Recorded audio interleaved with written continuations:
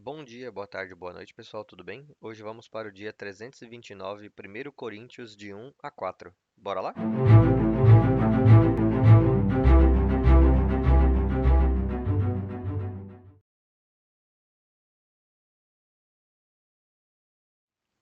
1 Coríntios 1. Paulo, chamado para ser apóstolo de Cristo Jesus pela vontade de Deus, e o irmão Sóstenes, à igreja de Deus que está em Corinto, aos que têm sido santificados em Cristo Jesus e chamados para ser santos, com todos os que, em toda parte, invocam o nome do nosso Senhor Jesus Cristo, Senhor deles e nosso. Graça e paz a vocês da parte de Deus, o nosso Pai, e do Senhor Jesus Cristo. Sempre dou graças ao meu Deus por vocês, por causa da graça que dele receberam em Cristo Jesus. Pois, por meio dele, vocês foram enriquecidos em tudo, isto é, em toda a palavra e em todo o conhecimento, segundo o testemunho de Cristo que foi confirmado entre vocês. Desse modo, não falta a vocês nenhum dom espiritual enquanto esperam que o nosso Senhor Jesus Cristo seja revelado. Ele os manterá firmes até o fim para que vocês sejam irrepreensíveis no dia do nosso Senhor Jesus Cristo. Fiel é Deus, que os chamou à comunhão com o seu Filho Jesus Cristo, o nosso Senhor. Irmãos, em nome do nosso Senhor Jesus Cristo, suplico a todos que concordem uns com os outros no que falam e que não haja divisões entre vocês. Antes, que todos estejam unidos em um só pensamento e em um só parecer. Meus irmãos, fui informado por alguns da casa de Chloe de que há desavenças entre vocês. Com isso, quero dizer que há entre vocês quem afirma: Eu sou de Paulo, eu sou de Apolo, eu sou de Cefas, ou ainda, eu sou de Cristo. Acaso Cristo está dividido? Paulo foi crucificado em favor de vocês? Vocês foram batizados em nome de Paulo? Dou graças a Deus por não ter batizado nenhum de vocês, exceto Crispo e Gaio, de modo que ninguém pode dizer que foi batizado em meu nome. Batizei também os da casa de Estéfanas. Além desses, não me lembro de ter batizado mais ninguém, pois Cristo não me enviou para batizar, mas para pregar o Evangelho, não com palavras de sabedoria humana, para que o poder da cruz não seja diminuído.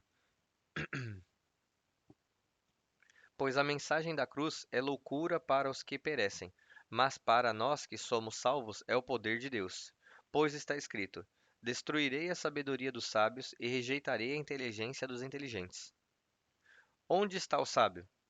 Onde está o mestre da lei? Onde está o filósofo desta era?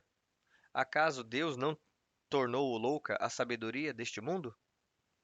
Visto que, na sabedoria de Deus, o mundo não o conheceu por meio da sabedoria humana, agradou a Deus salvar aqueles que creem por meio da loucura da pregação. Os judeus pedem sinais milagrosos e os gregos procuram sabedoria. Nós, porém, pregamos Cristo crucificado, o qual, de fato, é escândalo para os judeus e loucura para os gentios. Mas para os que foram chamados, tanto judeus como gregos, Cristo é o poder de Deus e a sabedoria de Deus. Porque a loucura de Deus é mais sábia que a sabedoria humana, e a fraqueza de Deus é mais forte que a força do homem. Irmãos, pensem no que vocês eram quando foram chamados. Poucos eram sábios segundo os padrões humanos. Poucos eram poderosos. Poucos eram de nobre nascimento. Mas Deus escolheu os que são loucos para o mundo, a fim de envergonhar os sábios, e os que são fracos para o mundo, a fim de envergonhar os fortes. Deus escolheu as coisas insignificantes do mundo, os desprezados e as coisas que não são, para invalidar as que são, a fim de que ninguém se vanglorie diante dele. É, porém, por causa dele que vocês estão em Cristo Jesus, o qual se tornou para nós sabedoria de Deus, justiça, santidade e redenção, a fim de que, como está escrito, Aquele que se gloriar, glorie-se no Senhor. 1 Coríntios 2. Eu mesmo, irmãos, quando estive entre vocês, não fui anunciar o mistério de Deus a vocês com superioridade de discurso e de sabedoria, pois decidi não saber de nada enquanto estivesse entre vocês, exceto de Jesus Cristo e este crucificado. Foi com fraqueza, temor e com muito tremor que estive entre vocês. A minha mensagem e a minha pregação não consistiram em palavras persuasivas de sabedoria, mas em demonstração do poder do Espírito, para que a fé que vocês têm não se fundamentasse na sabedoria humana, mas no poder de Deus. Entretanto, falamos de sabedoria entre os que já têm maturidade, mas não da sabedoria desta era, nem a dos poderosos desta era, que estão sendo reduzidos a nada. Ao contrário, falamos da sabedoria de Deus em mistério, uma sabedoria que esteve escondida e que Deus havia predeterminado para nossa glória antes do princípio das eras.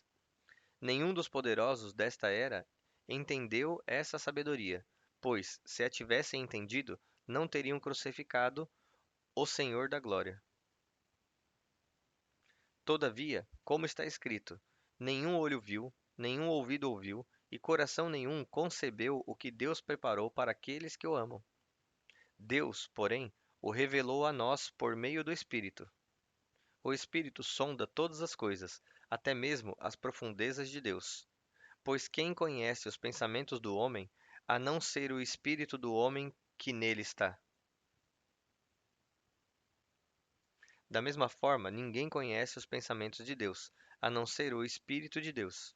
Nós, porém, não recebemos o Espírito do mundo, mas o Espírito que procede de Deus, para que entendamos as coisas que Deus nos tem dado por sua graça.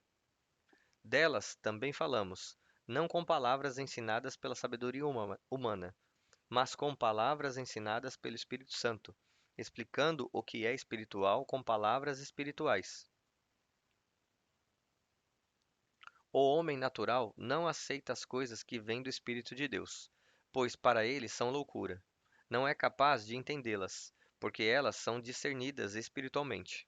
Contudo, o homem espiritual julga todas as coisas, e ele mesmo por ninguém é julgado. Pois quem conheceu a mente do Senhor para que possa instruí-lo? Nós, porém, temos a mente de Cristo. 1 Coríntios 3. Irmãos, não pude falar a vocês como a espirituais, mas como a carnais, como a crianças em Cristo. Dei a vocês leite, não alimento sólido, pois não estavam em condições de recebê-lo. Tampouco agora estão, porque ainda são carnais. Pois, visto que há inveja e desavença entre vocês, não é certo que são carnais e estão agindo meramente com critérios humanos?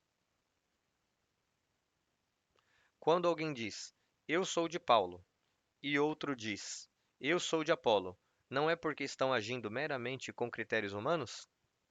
Afinal de contas, quem é Apolo? Quem é Paulo? Apenas servos por meio dos quais vocês vieram a crer, conforme o ministério que o Senhor deu a cada um. Eu plantei, Apolo regou, mas é Deus quem dá o crescimento. De modo que nem o que planta nem o que rega são alguma coisa, mas somente Deus, que dá o crescimento. O que planta e o que rega têm um só propósito, e cada um será recompensado de acordo com o seu próprio trabalho. Pois nós somos cooperadores de Deus. Vocês são lavoura de Deus e edifício de Deus. Conforme a graça de Deus que me foi concedida, eu, como sábio construtor, lancei o alicerce, e outro está construindo sobre ele. Contudo, veja cada um como constrói, porque ninguém pode pôr outro alicerce além do que já está posto, que é Jesus Cristo. Se alguém constrói sobre esse alicerce usando ouro, prata, pedras preciosas, madeira, feno ou palha, a sua obra será mostrada, porque o dia a trará à luz. Ela será revelada pelo fogo, e o fogo provará a qualidade da obra de cada um. Se o que alguém construiu permanecer, este receberá uma recompensa. Se a obra que alguém construiu for consumida, este sofrerá prejuízo. Contudo, será salvo como alguém que escapa através do fogo. Vocês não sabem que são templo de Deus e que o Espírito de Deus habita em vocês? Se alguém destruir o templo de Deus, Deus o destruirá, pois o templo de Deus, que são vocês, é santo. Não se enganem. Se algum de vocês pensa que é sábio segundo os padrões desta era, deve tornar-se louco para que se torne sábio. Porque a sabedoria deste mundo é loucura aos olhos de Deus. Como está escrito: apanha os sábios na astúcia deles.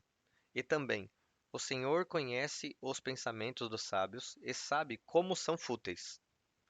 Portanto, ninguém se glorie nos homens, porque todas as coisas são de vocês, seja Paulo, seja Apolo, seja Cefas, seja o mundo, seja a vida, seja a morte, seja o presente, seja o futuro. Tudo é de vocês. E vocês são de Cristo, e Cristo é de Deus. 1 Coríntios 4. Portanto, todos devem nos considerar servos de Cristo e administradores dos mistérios de Deus. O que se requer desses administradores é que sejam fiéis. Contudo, pouco me preocupa ser julgado por vocês ou por qualquer tribunal humano. De fato, nem eu julgo a mim mesmo, porque a minha consciência em nada me acusa, mas nem por isso sou inocente. O Senhor é que me julga. Portanto, não julguem nada antes do tempo. Esperem até que o Senhor venha. Ele trará à luz o que está oculto nas trevas e manifestará as intenções de cada coração. Então, cada um receberá de Deus a sua recompensa. Irmãos, apliquei essas coisas a mim e a Apolo, pelo bem de vocês, para que aprendam de nós o que significa não ir além do que está escrito. Assim, ninguém se orgulhe de um homem em detrimento de outro, pois quem torna você diferente de qualquer outra pessoa? O que você tem que não tenha recebido? E, se o recebeu, por que se orgulha como se não tivesse recebido? Vocês já têm tudo o que querem, já se tornaram ricos, chegaram a ser reis, e sem nós, como eu gostaria que realmente fossem reis, para que nós também reinássemos com vocês. Porque me parece que Deus pôs a nós, os apóstolos, em último lugar, como condenados à morte. Viemos a ser um espetáculo para o universo, tanto para os anjos como para os homens. Nós somos insensatos por causa de Cristo, mas vocês são sensatos em Cristo. Nós somos fracos, mas vocês são fortes. Vocês são respeitados, mas nós somos desprezados. Até agora, estamos passando fome, sede e necessidade de roupas. Somos tratados brutalmente. Não temos residência certa e trabalhamos arduamente com as próprias mãos. Quando somos amaldiçoados, abençoamos. Quando perseguidos, suportamos. Quando caluniados, respondemos amavelmente. Até agora, tornamo-nos a escória da terra, o lixo do mundo. Não escrevo estas coisas para envergonhar vocês, mas para os aconselhar como a meus filhos amados. Embora possam ter 10.000 tutores em Cristo, vocês não têm muitos pais, pois eu mesmo os gerei em Cristo Jesus por meio do Evangelho. Portanto, suplico que se tornem meus imitadores. Por essa razão, estou enviando a vocês Timóteo, meu filho amado e fiel no Senhor, o qual trará à lembrança de vocês a minha maneira de viver em Cristo Jesus, o que está de acordo com o que ensino por toda parte, em todas as igrejas. No entanto, alguns de vocês se tornaram arrogantes, como se eu não fosse mais visitá-los. Mas irei muito em breve, se o Senhor permitir.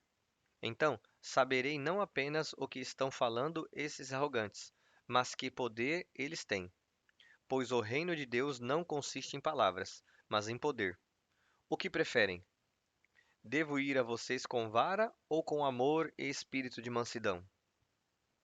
Bom, pessoal, chegamos ao fim de mais um dia. Espero ver vocês amanhã aqui novamente e que Deus abençoe a cada um de vocês.